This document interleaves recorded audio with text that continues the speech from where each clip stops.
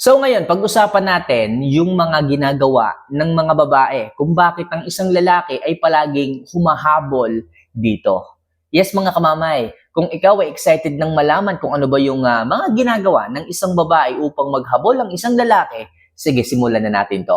So, number one, kailangan hindi ka ganun kamartir pagdating sa isang relasyon.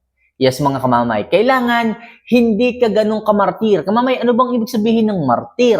Pag sinabing martir, mga kamamay, nagiging okay na lang sa iyo ang lahat ng mga maling ginagawa ng isang lalaki.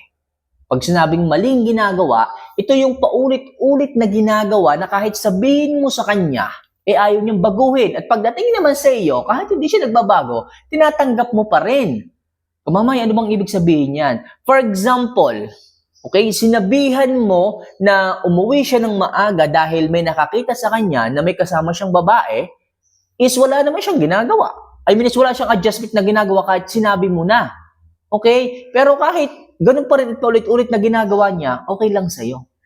Okay? O kaya naman, lagi siyang nakikisama sa mga barkada niyang babae na kahit sinabi mo na sa kanya na nagsiselos ka, is okay. Is wala pa rin siyang ginagawa at okay pa rin yun sa iyo. Yun ang pagiging martir, mga kamamay. Nagbubulag-bulagan ka sa mga panloloko, pananakit ng isang lalaki sa iyo. So, kailangan hindi ka ganyan.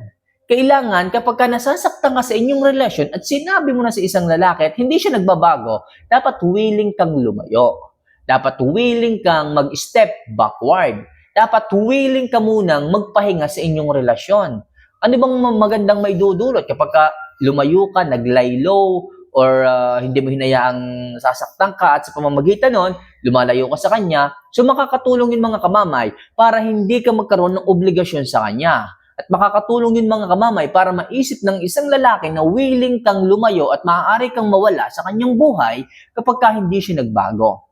Kaya, mga kamamay, huwag nyo sanang gawin sa sarili nyo ang pagiging martir dahil lamang sa pagmamahal. Kasi ang totoong pagmamahal, hindi niyan hinahayaan na masaktan ka. Hindi niya hinahayaan na nagtitiis ka.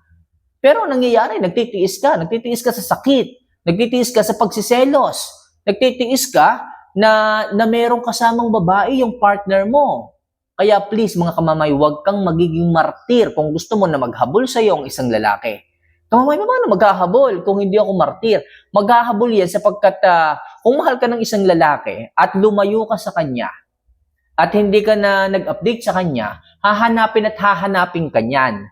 Halimbawa, kung mahalaga ka sa lalaki, for example, meron siyang alahas na kwintas, mahalaga yan sa kanya kasi alam niyang ginto. Parang ikaw, alam niyang ginto. Minsan kasi, kahit may suot siyang ginto, naaakit pa rin siya doon sa mga silver o sa mga tanso, akala niya ginto. Ngayon, makukuha ang atensyon niya ng mga tansong mga babae sa labas ng inyong relasyon. Ngayon, pag nakita niyang wala ang suot niyang ginto, alam niyang ginto, mapapansin niya yon. Kahit hawak niya yung tanso, akala niya ginto. Pag napansin niya yung totoong ginto ang wala, hahanapin niya yon. At wala na siyang panahon pa para alamin kung totoo ba to o hindi. Hahanapin niya yung totoong ginto na meron siya. At ganoon ang mangyayari kapag nag-no contact rule ka, kapag lumayo ka sa kanya. Hahanapin niya yung tunay. Hahanapin niya yung mas mahalaga kaysa sa doon sa hindi mahalaga. At ikaw yon. Kaya, mga kamamay, sinasabi ko sa inyo, kung gusto nyong habulin kayo ng isang lalaki, kailangan willing kayo na lumayo kapag ka sinasaktan kayo. O dapat hindi nyo po hinahayaan na maging martir kayo pagdating sa mga kalokohan o sa mga hindi tamang bagay na ginagawa ng isang lalaki sa inyo. Kaya mahalaga yan. Huwag kayong maging martir. So, number 2, kailangan hindi ka maging needy. Yes, mga kamamay. Ano naman pag sinabing needy, kamamay? Pag sinabing needy po, kailangan huwag kayong maging ganito. Huwag kayong maghanap palagi ng oras ng lalaki. Huwag palagi kayong mamressure sa oras ng isang lalaki. Huwag palaging sasabihin nyo na, kailan ba tayo magkikita? Hindi na tayo nagkikita. Nakakatampo ka naman. Huwag ganyan. Pamimressure yan. Pagiging needy yan. Sa madaling sabi, ang gawin mo, huwag kang maging needy. Kung hindi siya nagbibigay ng oras sa'yo, di huwag ka rin magbigay ng oras sa kanya. Kung may lakad kayo at hindi niya naaalala, hayaan mo lang.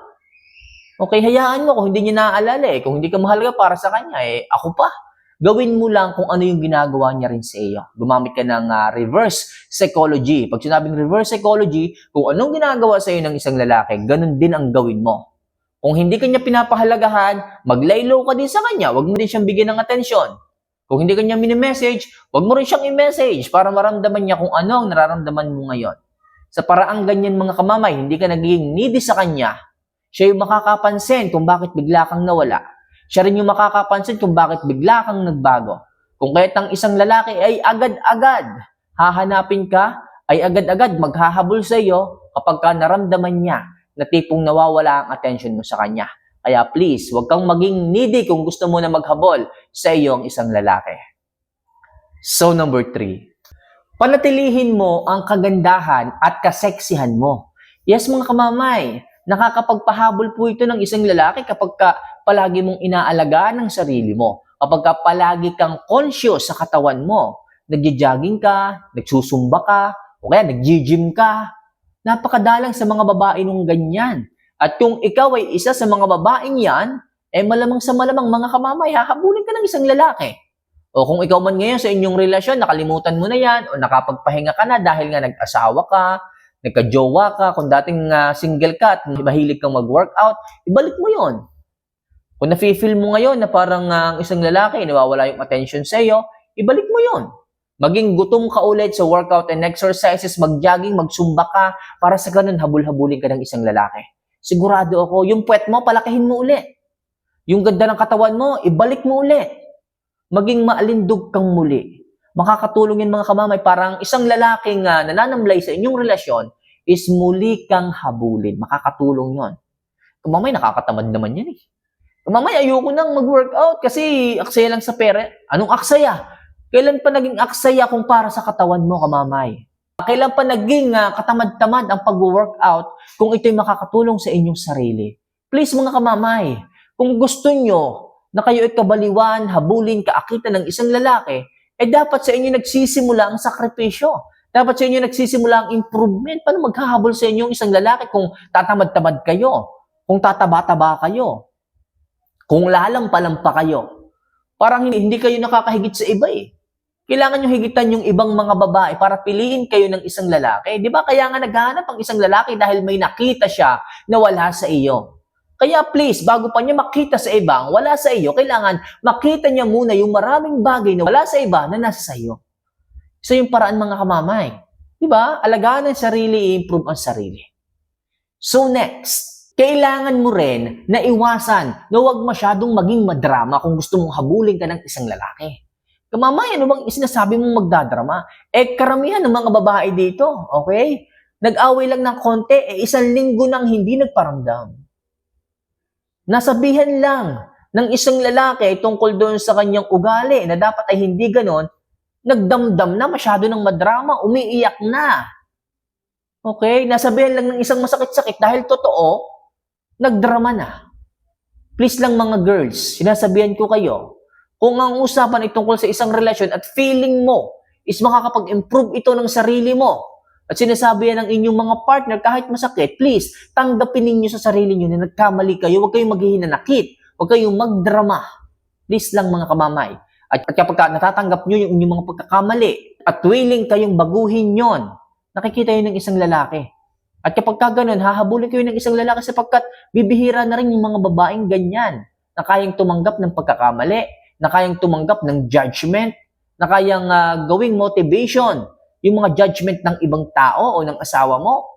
Please, ingatan mo yung ugali mong ganyan. Mas mamahalin ka ng isang lalaki, mas hahabulin ka sapagkat willing ka nga eh. Willing kang magbago para sa kanya. Willing kang maging maayos ang ugali mo para sa inyong relasyon at willing kang mag-sacrifice na kung ano mang dapat baguhin sa sarili mo para lamang sa inyong relasyong dalawa. So next, kailangan hindi ka palaging available. Yes, makakatulong po ito mga kamamay upang habulin ka ng isang lalaki sapagkat hindi ka palaging available at hindi ka palaging nandyan para sa kanya.